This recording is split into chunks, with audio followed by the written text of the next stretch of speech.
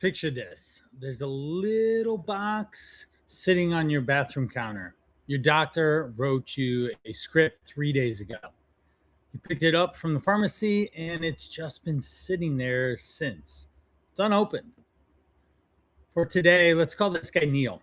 He's 46, runs a business or leads a team somewhere in a company, and he's hustling it every day. He's got a wife, a few kids, and a kind of a schedule that never slows down, especially on the weekends. And he's been carrying around 40 plus extra pounds for the last few years now.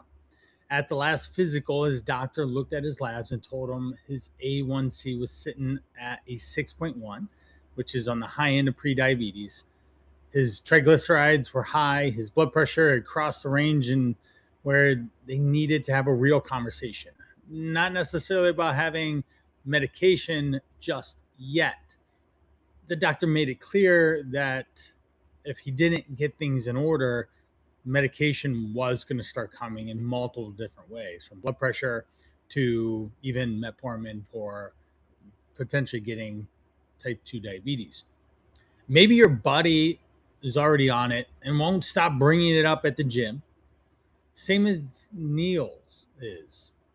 And maybe your wife has been on it for 4 months and lost 30 pounds and you don't really know what to say about it. Same thing with Neil. Part of him, he just wants that little box to be the answer. And another part doesn't trust it. Okay, well, either way, you got questions and nobody around you is giving you straight ones. Your doctor gave you 7 minutes and a pamphlet. Your buddy's just hyping you up and wants you to jump on to the little black box. And your wife's group chat is either obsessed with it or scared of it. Nobody's giving you the real picture. So that's what we're talking about today is GLP-1s, the good, the bad, the ugly. And welcome back to Driven for Health. I'm Coach Brian, and this is episode 121.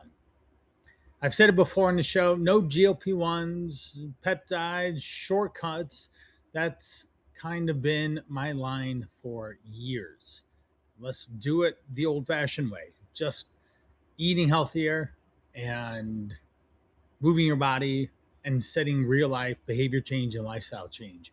And I have 20 plus 3 years in the industry proving it every single day. Even check my Instagram this week, which was July 1st as recording. I posted on June 29th. I had 4 guys lose almost 15 plus pounds in the last week or two because of doing the basics right. And that's really important.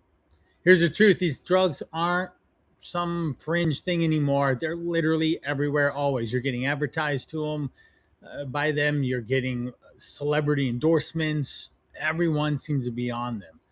More of my own guys are asking about them, whether it's taking peptides. I've worked with clients on them that come to me on them or that want to get off of them or thinking about them and all.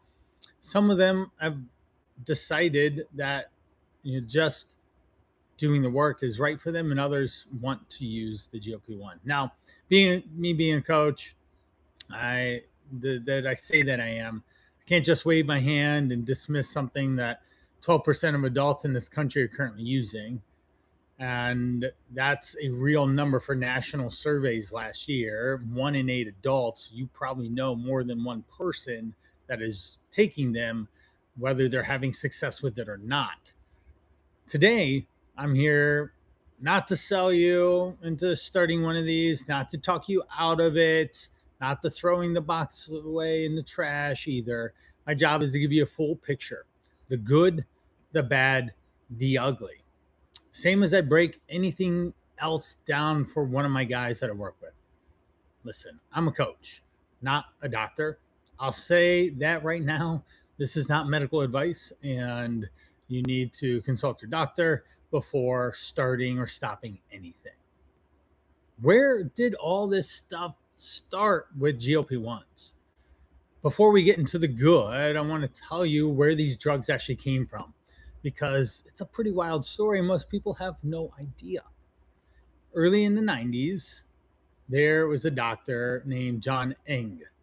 He was working out of a VA hospital in the Bronx, and he had no clue what he was stumbling upon with a weight loss drug. He just was curious about a lizard in the desert called the Gila monster. It's a really ugly, venomous bite monster, and this lizard can go months without eating a single meal and somehow keep its blood sugar levels normal and stabilized the whole time, which is really hard.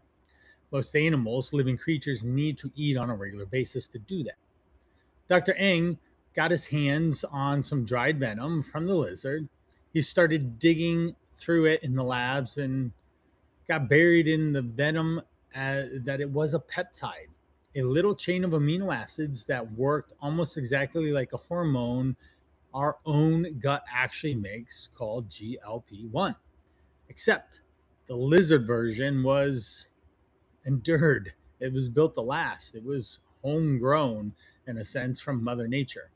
Our own natural GLP-1 breaks down in minutes in humans. The lizard's version survived for hours. That discovery then turned into a drug called Yeta. It was approved back in 2005, and Yeta is the great grandfather of every drug we're talking about today. Ozempic, Wegovy, Mounjaro, Zepbound, all of these trace back to the guy in the Bronx studying the lizard spit. I tell you that because I want you to understand more before we go any further. There's not some shortcut some company cooked up in a marketing meeting. The science is real, and it's took about 30 years to get where it's been now. So let's actually look at what it does. Part one, the good part. Let's start with why Neil is even tempted to open the box in the first place. He lost the weight before, 25 pounds one year, and 32 pounds came back within 12 months. 16 pounds another time, and he gained back 20. At one point, he's actually got serious and dropped close to 60 pounds overall in a year, and a half is about 18 months, and he's still 40 pounds overweight today. And this is because lifestyle and behavior change didn't change. He used a certain method to do it, but never change actual life. So he knows what to do. He has a not necessarily a weight loss problem, but a weight maintenance problem. He can't maintain his weight for the life of him. He's proven that he can do it. What he just doesn't know is how to manage it. And that's where Neil is at now. Number one, the weight loss numbers are definitely real when it comes to Ozempic and all. And they're bigger than almost anything that we've ever had before. So there's real promise in using a GLP-1, such as Ozempic or Wegovy. And the biggest trial on semaglutide, the drug in Ozempic and Wegovy, it's called STEP 1. Almost 2,000 adults tracked for over a year. The group on the drug lost close to 15% of their body weight. The placebo group only lost about 2. So real evidence. 86% of the people on the drug lost at least 5% of their starting weight. So that's really good and significant. 86%, sit with that for a second, okay? So that's a large number. And most diet programs will kill for that level of effectiveness. A number of the people coming into the program are doing the protocol and being successful. And most people weren't doing anything different with their training or their food. It was just the drug doing all the heavy lifting. When Neil hears a number like that, and you too, something shifts a little bit. He's been stuck at this weight in this yo-yo cycle for years now. His doctor is starting to use the word pre-diabetic at his last visit. His triglycerides were high enough that she circled them on the printout and handed it to him. And his cholesterol is around 240, which is the limit, the higher limit that we do not want. 86% of people in that trial hitting a meaningful result that has very specific changes in their body weight, their body image, how they look, they feel about themselves. And that is really important for a guy who's started to wonder if his body is just broken, that it's his metabolism doesn't work and he's going to be stuck being a fat guy. Now, tirzepatide, that's Mounjaro and Zepbound, did even more in its own trial called SURMOUNT-1. And links will be in the show notes for people to click on these to look at them. People on the top dose lost an average of 52 pounds. And when they finally ran both drugs head to head, the trial called SURMOUNT-5, tirzepatide won again. About 20% average loss against roughly 14% for the semaglutide over the same stretch. So we heard of Ozempic come out first, but then Zepbound and Mounjaro, the tirzepatide, came out and it did even better. So number two, there is a heart benefit hiding inside the weight loss story. Most guys don't hear about this. And the trial called Select shares this with 17,000 adults. All of them already had heart disease. All of them were overweight or morbidly obese, and none of them had diabetes. Semaglutide cut their risk of heart attack, stroke, or dying of a cardiac event by 20%. That's pretty significant. 20% of people in the study who are already dealing with heart disease on their chart, and they were able to reduce that. That is huge in basically cardiology guidelines of helping people live longer, higher quality lives for longer. And that's where some of the magic around these drugs continually show up, is it can provide a higher quality of life. Number three, and this one is important if you've ever looked at your own lab work, your blood panels, and felt that little knot in your stomach and with red flags showing up like a bad day at the beach. There's a kidney trial called FLOW. It was ran on people with type 2 diabetes who already had kidney disease. Kidney disease has multiple different stages. I've worked with clients with kidney disease of stage 1, 2, 3, and 4, and it's not great. Globular filtration rates for that are normal at 90, but I've had people as low as 11. That is dangerous for people to live. And so we have type 2 diabetics with kidney disease. The semaglutide cut major kidney problems by 24%, cut cardiovascular events by 18%, cut the risk of death from any cause by 20%. If your doctors ever mentioned your kidney numbers trending in the wrong way, or your A1C sitting, say, 10 or 12, I've had someone as high as 15. We can go listen to episode 89, where I broke down the whole diabetes reversal piece, literally from I didn't know I had it to I got diagnosed to what do I do in the next 30 to 60 days. So that's episode 89 of Driven for Health that you can leverage. Number four, and this is brand new, you don't even need a needle anymore. A new pill called Foundayo just got FDA approved this year. And I'm already getting YouTube ads. I like to listen to music when I work out in my barn here. And the YouTube will be right over there on the screen next to me. And this is already getting marketed, or Ro is marketing to me about it. Oh my goodness. So many marketing on why you should join in and get healthy and fit and be your best self. And just like any other drug, and then there's that list of side effects that they try and rush through, what they have to say. Now, this one pill, once a day, anytime, no fasting required. There was an oral semaglutide pill before that one too, but you had to take that one on an empty stomach and wait 30 minutes before eating anything. So this skips that and makes it even easier for you to hopefully achieve the weight loss that you are wanting to experience. So for every guy who's been avoiding this whole category because he hates needle, that excuse is now gone too. That is the good. Real weight loss numbers are happening that most diets can't touch. They can't consistently produce that type of an outcome. A heart benefit that shows up even without weight loss, and kidney benefit for guys managing diabetes. There's now a pill for that instead of a shot. And this is, and if you're in an obese, morbidly obese state with chronic disease like states of diabetes, cholesterol, blood pressure, this can be a lifeline for you to start the process to change your body for the better. And that's one reason why I highly advocate for looking into a GLP-1 as an initial solution to start get you to the next phase of what life is. Okay, we can start getting you into a healthier body weight, healthier body image, and getting your blood panels back to normal so you can live a higher quality life.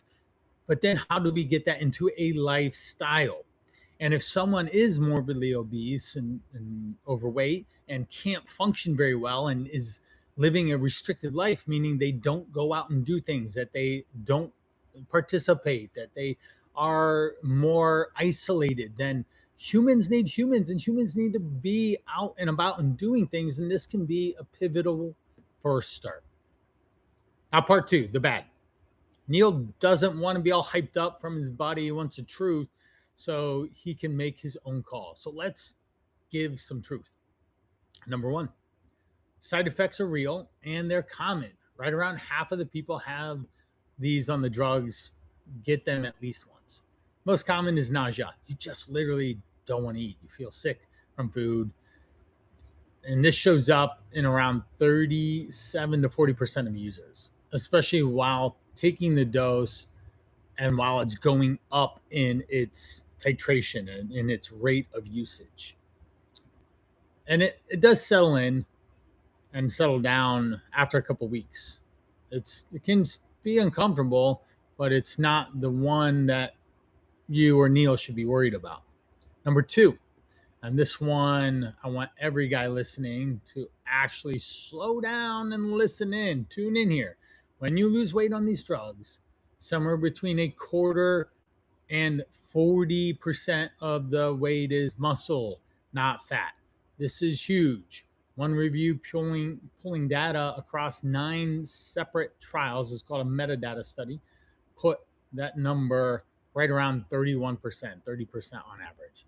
So let's do the math together on it. What does that actually mean for you if you were to lose more muscle than fat?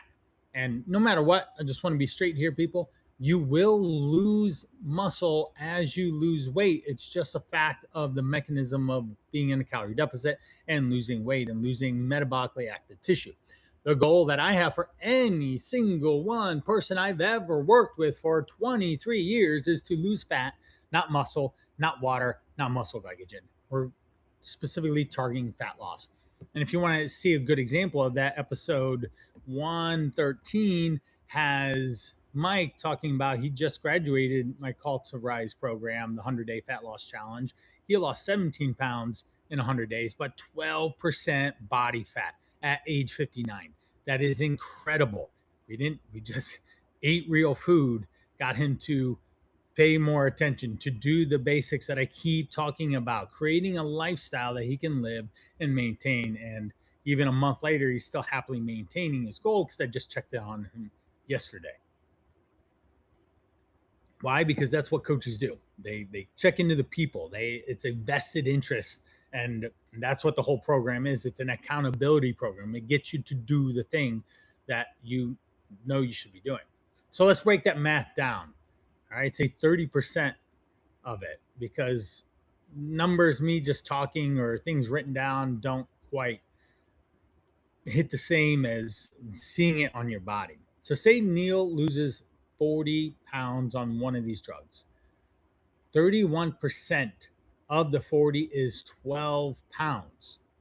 That'd be 12 pounds of that loss would be muscle. It could be muscle. Neil steps on the scale and sees a huge win. Holy cow, I'm down 40 pounds.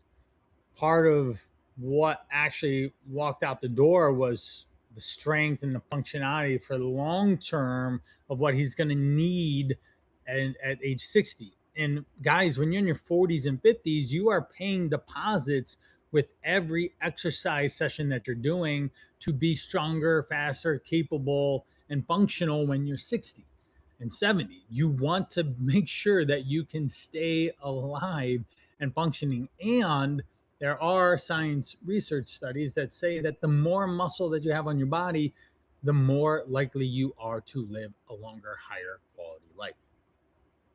Neil's not just trying to get small, just to lose weight. He wants a body that he can still peel the shirt off at the beach and feel confident in, and actually get out into the backyard and do hours of work that his wife wants him to do, right? Because we all have honey-do lists. If you don't, you're lucky. I would find that really weird if a guy didn't have a honey-do list, unless obviously if you didn't have a wife. But side tangent here, I've got plenty of a honey-do list. There's always something to do, and I need to be able to work all day. And right now I'm marathon training and be able to run and then still do more work after that. So we don't want to just get small. He wants a body that he looks good. So losing 12 pounds of muscle while the scale goes down is not it.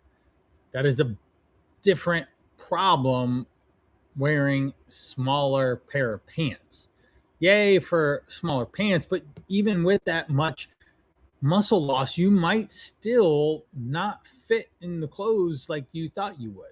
Whereas if we lose body composition, you're significantly more likely to be toned, look, feel. That's going to add to the added benefit of the fat loss that we're doing. And again, I want to reiterate, this is exactly why training and protein matter more than ever when you're on this drug, not less. If you want to go listen to episodes 5 through 11, I have the nutrition pyramid as a refresher for you. And I literally tell you protein is non-negotiable. I give you specific numbers and calories and all this stuff for you to start to build your own approach for. In fact, just the other day, about a week ago, I had a gentleman that listens into this podcast. Stan, I thank you for sending me an email. He sent me an email, brian@brianbrahana.com, said that, hey, I'm really grateful for your podcast.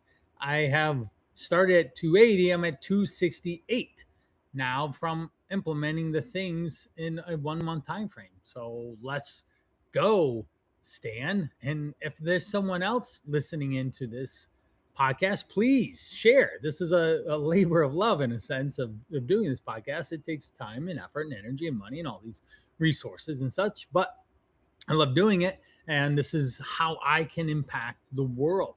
So I hope that you guys get value and share, ask a question, jump on as a health hot seat. I'd love to interview a couple more guys to give them real life strategies and have a real conversation with a professional who does this for a living to have a key plan and a blueprint. And that's what the health hot seat is. So side note there. But if Neil's not lifting weights and you're not lifting weights and you're not hitting your protein numbers every day, you can finish the year off on this drug lighter on the scale and weaker in real life. So it's not just because you're in a calorie deficit, it's literally your muscle, your grip, your legs, they're shrinking. You're going to look smaller in photos, and not in a good way. And things over time might feel more laborsome. That's not what anyone signs up for. Number 3 of the bad, gallbladder problems start to go up. There's a big review in JAMA Internal Medicine found roughly a 37% higher risk of gallbladder disease in people on these drugs. Yes, unfortunately, there are side effects to drugs that we put in our body. Nothing's just this perfect situation where you pop a pill and you're amazing and all good. Part of the reason of the gallbladder issue is the same mechanism that makes the drug work. It slows everything down, including your gallbladder, and a slow gallbladder forms stones easier. And that's not something you want. You do not want gallbladder stones at all. Now, this is just worth knowing if you ever get a sharp pain under your right rib after a heavy meal, that's the gallbladder area. Number four, cost stops a lot of guys cold in their tracks before they even start. Brand names can run over $1,000 a month if you don't have insurance, and most insurances won't touch that price tag unless you have a diabetes diagnosis on your file and you've been prescribed it. National survey found over half of current users say the cost is hard to manage. Yeah, uh, that with rising grocery costs, gas costs, just living expenses, and then you throw a couple hundred to $1,000 on top per month. That can be backbreaking in terms of a budget that you have in your house, and starts to take up way too many funds. So more than a quarter pay full price even with insurance, and about 1 in 7 quit specifically because they can't keep paying for it. So financially is a bad downside of this drug. We won't go into any more than that of why it could or couldn't be better for you or the drugs or whatever, but this is the reality. Number five, this is a big one, and it's one that I want Neil to actually think about. The step one trial followed people after they stopped taking the GLP-1 drugs. They lost over 17% of their body weight on treatment, and within a year stopping, they gained back 11 of those 17 pounds. That's not good. The percentage points there. That's almost 2/3 of it come back, and in 12 months, the moment the drug stopped, and that's just falls back into any other diet situation. If you have done a diet where you just cut out a food group or you stopped eating or any of this stuff, and you didn't change your knowledge, your skill level around nutrition and fitness and lifestyle, and how you apply it every day and make it fit into a normal everyday life, then you're going to be like any other diet situation that pops up. You will lose long term. The GLP-1s is not a cure for anything. We really want to think about it as a tool in the toolbox to help you manage your body weight, especially if you are, again, very overweight, obese, or morbidly obese. If you have to lose 20 pounds, yeah, sure, this could help, but it's in that situation, it's probably more lifestyle anyways that's causing the 20 pounds to be there in the first place. So the second you put down anything built underneath it, the old patterns show up very quickly. It's true in Neil's situation. Even when he was not on drug, he would do some type of a diet or a program, and then he'd gain the weight back. He'd lose it and gain it, lose it and gain it. So whatever is holding you back is the challenge itself. And before we get into the ugly, well, let's talk about real life challenge. That's what I have been doing for decades, is helping people overcome lifestyle behavior change and educating them on what food is, because marketing has been selling you what nutrition is, not actual science. I mean, think about it. When was the last time you even looked at a food label? And if you did look at the nutritional label, do you even know what it says or the context of what it means for you to have brought into your everyday life? Of, should I eat this food? How much of this food should I eat? And why am I eating? That's what I teach. And that's what the Call to Rise program is. It's a 100-day fat loss challenge. I have ample amount of testimony built into my episodes of real guys in real life with real families talking about real problems and how they're able to overcome them with real food and exercise and changing their behaviors. And that's what we do. We have 5 pillars in this. First pillar is your identity. You have to change who you think you are and who you see yourself as, especially when you look in the mirror. We need to see a fit, strong, capable man that has confidence and energy in all areas of his life, not just he can pad his bank account, but he has padding in his waistline. That's not going to work for you. So we change your identity and get it to align with who you actually are on the inside. Second one is the forge. This is the exercise piece. We build a body, build muscle, maintain muscle, and burn body fat as we go. So there's exercise built into the program that fits into your day without spending hours and hours and hours in the gym.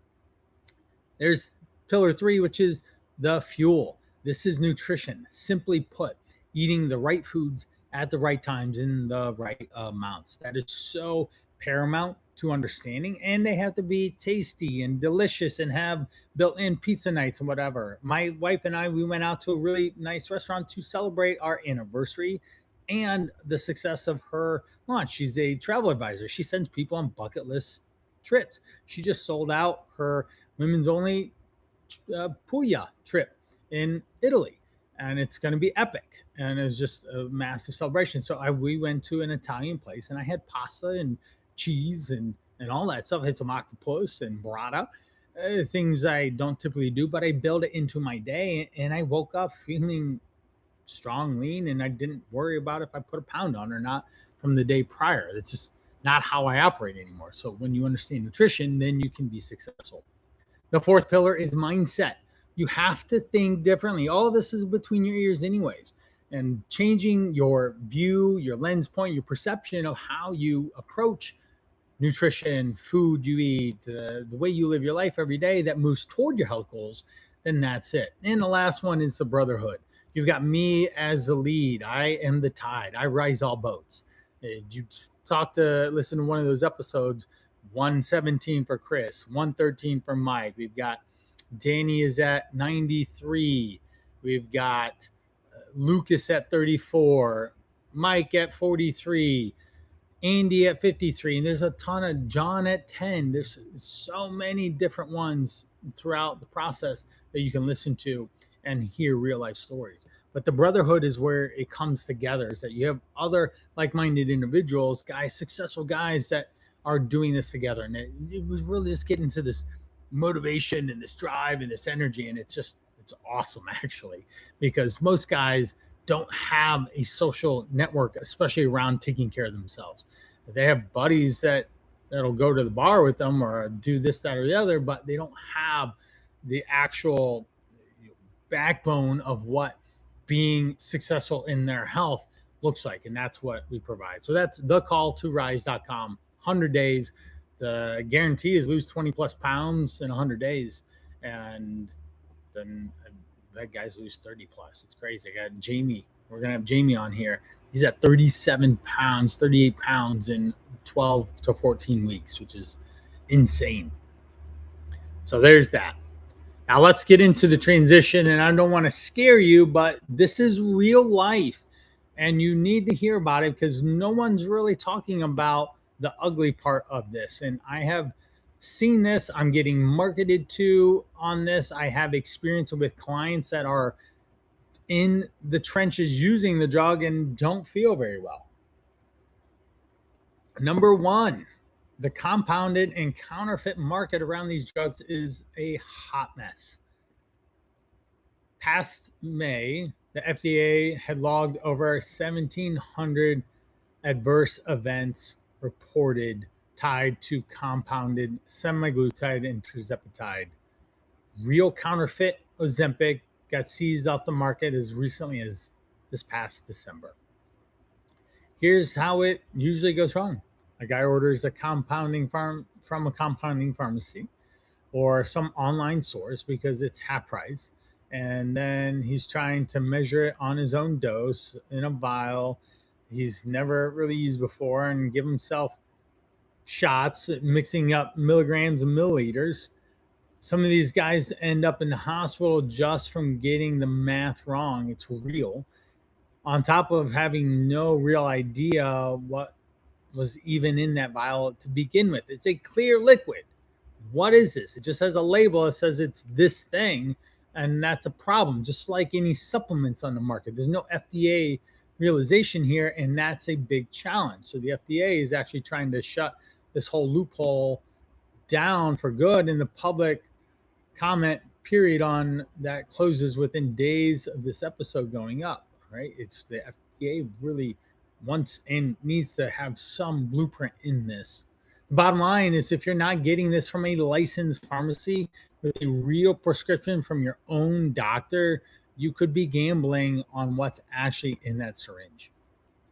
And this is exactly where Neil has to pump the brakes here. The real pharmacy quoted him around $1,100 a month with his insurance covering none of it since he isn't diabetic. Remember, his A1C is 6.1. That's pre-diabetes. It's not even diabetes. He still needs another 0.1 to 2 to get into that diabetes. But again, who wants to go up in their diabetes A1C to be able to qualify for this drug? For the love, just fix it. Let's not do that. The guy at the gym tells him he's paying $200 a month through some online source, and someone in a Facebook group has a link to the same thing. I'm literally seeing that right now from a guy on my news feed. He set up a shop that now, because he's using this, he's losing weight, and he set up his own shop that is now selling peptides. He's got no qualifications. He's a film guy. He's just using his guy that then gives him a link to be able to sell through his own website and market it and use himself as the crash test dummy in a sense of this. So yes, he's losing weight, but to what degree and for how long and what happens in a year or 5 as well. Now, Neil's not trying to do stupid things here. We don't want to do something stupid. He's trying to solve a real problem without paying so much money or potential challenges in his health. But these 3 drugs specifically save $900 a month on something you can't verify is a serious risk. It's really not a smart trade. So going with the $200 a month instead of $1,300 or whatever, that's you want to do it, just like getting advertised by Roe or any of the other ones that pop up all over the place. Sure, it sounds appealing, but there's a time, energy, and money cost to it. Number 2, there's a vision risk worth you understanding. A handful of large studies have linked these drugs to rare eye conditions called NION, and it can cause sudden vision loss. The numbers from study to study shift around, but they show that the risk roughly doubles. Others show it several times higher in certain groups. A joint statement from the major eye specialty groups this year said the overall risk stays low and a direct cause has not been proven. Sure, but there could be some form of a causation here. Still rare, even with the increase. Okay, the eye issue disease is rare, but it's been noted, and so there's a practical line underneath it all. If your vision suddenly changes while you're on one of these drugs, that's definitely an emergency room visit, not just wait and see, pun intended. Number 3, drugs carry a thyroid tumor warning right on the label. Thyroid is directly related to your metabolism. That warning comes entirely from a rodent study, not a human case. Okay, so what happens in rodents and humans are different. Okay, there's no confirmed human cases exist yet after years on the market, and the receptors for these drugs that they act on isn't even present in normal human thyroid tissue, but it's still on the label as a precaution. If thyroid cancer runs in your family, that's definitely a strong conversation you should be having with your doctor before you think about getting started. Number 4, the evidence on pancreas problems is generally mixed. And I want to just make you aware with you, instead of picking whatever version sounds scary on a podcast. Some big trial reviews find no increased pancreatitis risk at all. At least one newer study found a modest increase. Nobody's got a final answer yet. Of course, there hasn't been enough time to see these play out. What are the challenges of taking these drugs and what does it do to the human body? So what you should actually walk away with is the warning sign of what I'm trying to say here, that there are severe stomach pain that doesn't let up, that you can't just push through, and that's a same day doctor visit as well. I've had clients where they have had severe nausea, aches, pains, and a lot that has caused. And while we're on body stuff. If you've got surgery coming up, tell your surgical team you're on one of these. These drugs slow your stomach emptying, which raises aspiration risk. Okay, well, you breathing risk under amnesia.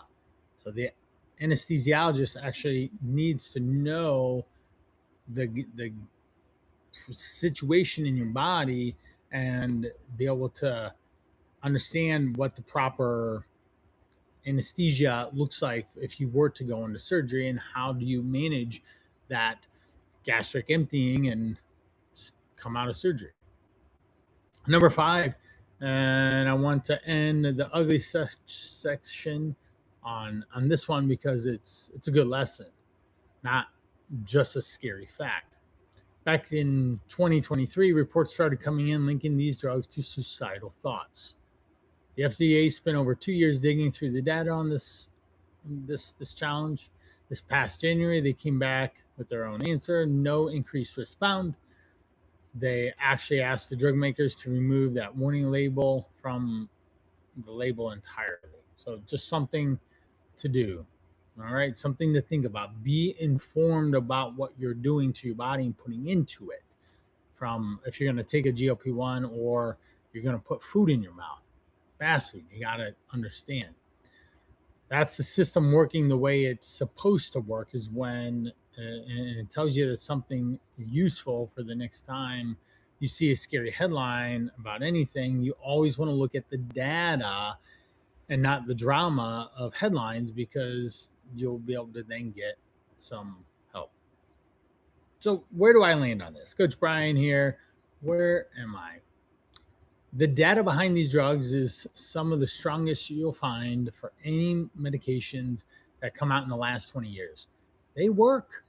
There's a lot of money and time and energy getting put back to them because they can be an actual really good, helpful way for someone to improve their health and get out of the morbid obese or super high A1C and start getting into a healthier lifestyle. That's the rub. That's what we want. They help with just more than weight, as we saw, but they're also not magic, and they don't replace the basics, not even close. Remember back with episode 117 with Chris, we talked about the lottery winner thing. Guy wins the lottery, doesn't have the skill set to manage money, and a few years later, he's broke again, sometimes worse off than before he won. Same exact thing happens here. The drug can hand you the weight loss.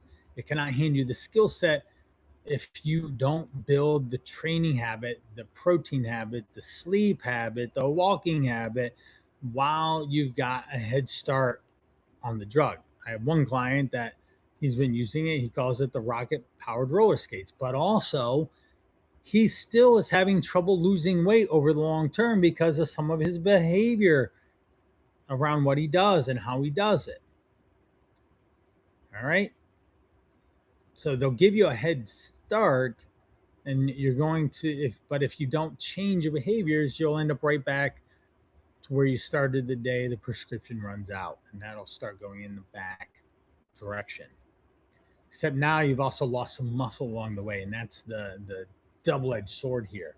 One sword is it cuts through fat, but it also cuts through muscle. So if you're on one of these drugs right now, train like your strength depends on it, because it literally does. Protein on your plate every meal, ideally 40 or 50 grams for sure. It's not a negotiation. And you have to have habits built around how to make it easier to get protein into your diet every time anyways. Now, you're going to need this after this prescription is gone. You have to maintain some form of strength training, because the weight can come back fast when there's nothing supporting it. New system processes behaviors. And if you're not on one of these drugs, none of this changes your job either. You still need to lift a few times a week. Still need to do protein and vegetables first. Get 10,000 steps in. Drink 100 ounces or more of water. Make sure you're paying attention to your labs instead of avoiding them. When you get called out on specific numbers, you need to address them and not put your head in the sand. The standard doesn't move based on what's sitting in a syringe or a pill bottle or on your counter or any of that stuff. The more time one more time, just throwing this out there before we wrap up. I'm a coach, not a doctor. Nothing you heard today is medical advice. Talk to your own doctor before you start or stop anything. If you're Neil and that box is still sitting on your bathroom counter, here's what I want you to think about before you open it. Talk to your doctor first. Ask real questions. Shoot, just plug into ChatGPT. Here's my height, weight. This is who I am, what I've been doing the last 5 years. I'm thinking about a GLP-1. I want to go have a real conversation with my doctor. What are questions I should ask? Right there. That'll give you way more informed decision on if you should do it or not. And understand what you're actually signing up for. Okay, don't just get sold a pamphlet. I had one guy who came to me looking to lose weight, and then he ended up going on peptides. But when he sent me a picture of what it was just this single page printout sheet that wasn't even in black. It was in black and white, not even in color, and it just looked like a promo that this company was running to help pay their overhead lights. Like, well, if we can get this guy taking these peptides, then they can, we have another 200 reoccurring revenue every month from this. That's literally what it felt like. This is a marketing, get more income and revenue out of the clients that we're working with. You have to build real habits, learn how to eat for your actual life, whether you're at home, traveling, busy, bored, stressed, whatever, tired. You know what to do when the prescription runs out, because at some point, I hope that you wouldn't want to just live on this thing the rest of your life. And the medicine doesn't decide what kind of man you are on the other side of this. You do. You decide who's in control of their health, their body weight, and you have to take action. Here's one more thing I want you to actually go do after this episode. I put together something called Lose 3 Pounds in 3 Days. It's very simple. I laid out the nutrition approach that I use with my guys, and it'll kickstart your weight loss in a sustainable way. No gimmicks or starving for 3 days straight or just not eating carbs. It's really a standard approach on how I help everyone in the Call to Rise, the 100-Day Fat Loss Challenge. So you can head over to thecalltorise.com/lose 3 pounds in 3 days. That's LBS pounds. And I'll send that in the show notes. You want to click the red button on the page, drop in your best email, and you'll get instant access. That'll be it. And if you want the full structure, actual real coaching for the 100-day plan, that's the Call to Rise with the identity pillar, the forge, which is the exercise, fuel, nutrition. The code is the mindset, and brotherhood is doing it with other men and having real community. And with AI being everywhere, we want community. Humans need humans, men need men to support and all. So it's built for guys, exactly like Neil. It's the same website, thecalltorise.com. If someone in your life is sitting on one of these as a prescription right now and trying to make a decision, send them this episode.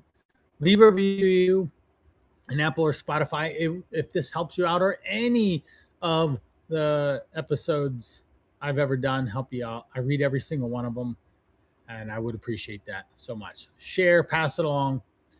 That's it for this episode of Driven for Health. Train hard, eat smart, and I'll catch you on the next one.